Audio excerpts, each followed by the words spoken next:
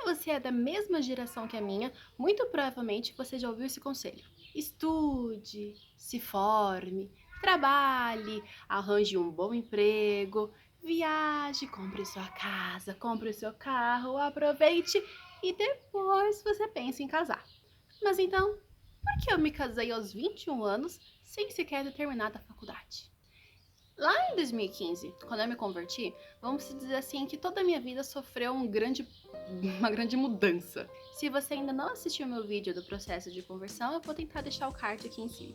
Mas, basicamente, eu decidi que eu iria ser católica, custasse o que custasse, tivesse que mudar o que tivesse que mudar, uma vez que eu fui convencida de que aquilo era realmente os planos de Deus para minha vida. E muito melhores do que o meu, diga-se de passagem, né? Então a gente percebeu que ser católicos, não era simplesmente ir à missa aos domingos. Eram, sim, práticas externas, aliadas, vamos dizer assim, com algumas coisas internas, né? Práticas internas, mas principalmente uma revisão de toda a minha vida sob a ótica dos planos de Deus. Toda. Então não foi só meu comportamento que teve que ser, vamos dizer assim, reavaliado. Foram as minhas roupas, foram as minhas palavras, as minhas atitudes, as minhas ações, os meus pensamentos, a minha maquiagem, as músicas que eu ouvia, os filmes que eu assistia. É claro que não tudo de uma vez, né?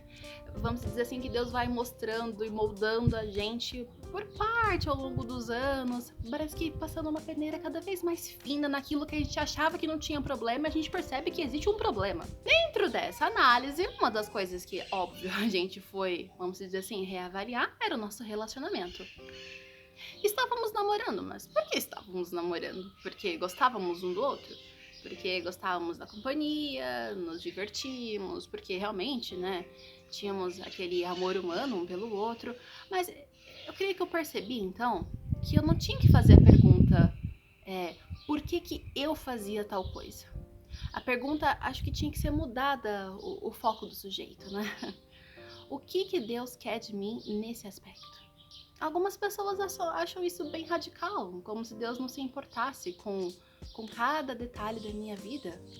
Mas cada vez mais eu fui entendendo que Deus sim se importa com cada detalhe da minha vida. Não porque Ele seja um Deus tirano, mas porque Ele, justamente por ser um Deus de amor, quer me levar à maior felicidade em cada um desses detalhes da minha vida. E respondendo a essa pergunta, né, créditos total ao Padre Paulo Ricardo, eu percebi que o namoro, ele não era um fim em si, ele era um meio.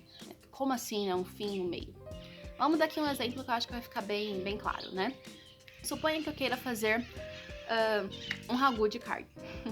O meu objetivo, o meu fim último é sentar-me à mesa, alimentar-me com o meu raguzinho de carne gostoso. Mas para isso eu preciso de um meio para chegar nesse meu final aqui, que é eu me alimentar com o ragu. O meio, o que é?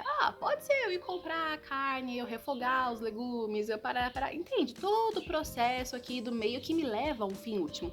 Então a gente descobriu que o namoro, ele era um meio, ele não era um fim último. Um meio pelo qual as pessoas são chamadas a discernir se querem ou não casarem. Ficar no namoro, eternamente no namoro, por muito tempo no namoro, é como você, vou dar o exemplo aqui do raguzinho de novo, é como você ficar lá refogando a cebola, né? Ela é gostosa, só que chega uma hora que ela passa do ponto e ela amarga. Percebendo isso, que éramos chamados a ser família, a nos casar, e uma vez que tínhamos claro isso pra gente, né? Eu queria me casar com o Igor, e o Igor queria se casar comigo. Vamos ver o que a gente precisa pra fazer isso. A gente precisa de uma casa própria? A gente não precisa. A gente precisa ter um carro? A gente não precisa. A gente precisa ter um emprego estável? Não sei se precisa. A gente precisava, de verdade, de alguma renda, de um de nós dois, que fosse necessária, suficiente pra manter a gente. Até então, eu era sustentada pela minha família, o Igor pela dele, e obviamente nessas condições não tinha como a gente se casar, a gente mal tinha jeito de se sustentar. Mas em algum momento, algum de nós se formaria, arranjaria um emprego e então seríamos capazes de nos sustentar. E nessa perspectiva, o Igor ia se formar, né, em engenharia física no fim de 2016, né, e achávamos que em dezembro. E 2017, vamos dizer assim, que ele teria que dar seus pulos, arranjar alguma coisa aí pra se virar. Então, marcamos nosso casamento para 2017. Dani, mas você nem sabia onde ele ia trabalhar, quanto que ele ia ganhar. É verdade, nós não sabíamos onde ele ia trabalhar, o quanto que ele ia ganhar. Mas a gente sabia que não era muito o que a gente precisava, sabe? A gente só precisava ser capaz de pagar o aluguel, as contas básicas no mercado. E qualquer outra preocupação que não fosse essa, seria só colocar o carro na frente dos bois. Ah, mas eu preciso de uma casa com 2 quartos, porque nós um dia vamos ter filhos. Sabe aqueles pensamentos de planos tão futuros que você sequer sabe se vão acontecer ou não? Marcamos para fevereiro de 2017, da forma mais simples que a gente conseguia. Nós tínhamos uma reserva ou outra advinda aí de algumas fontes, e era com essa reserva que a gente iria comprar as coisas iniciais para nossa casa e dar um almoço extremamente simples. E assim começamos, sabe? Num apartamento super pequenininho, um quarto, uma micro sala, uma micro cozinha. E comigo ali casada, fazendo mais 2 anos de graduação, tranquilamente.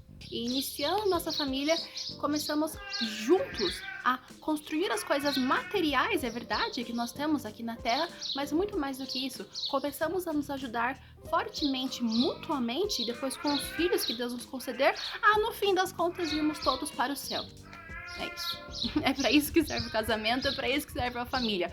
Para levar o maior número de gente, nós, nossos filhos, para o céu. Então vejam, né? Que no fim das contas, para poder ser família, para juntos irmos para o céu, eu não preciso de uma casa própria. Eu não preciso de um carro próprio. Eu não preciso esperar juntar 100 mil na minha conta. É verdade, a gente precisa de um mínimo, de uma forma mínima da gente se sustentar. E foi por isso que a gente esperou até 2017 para casar, senão teríamos nos casado em 2015 mesmo.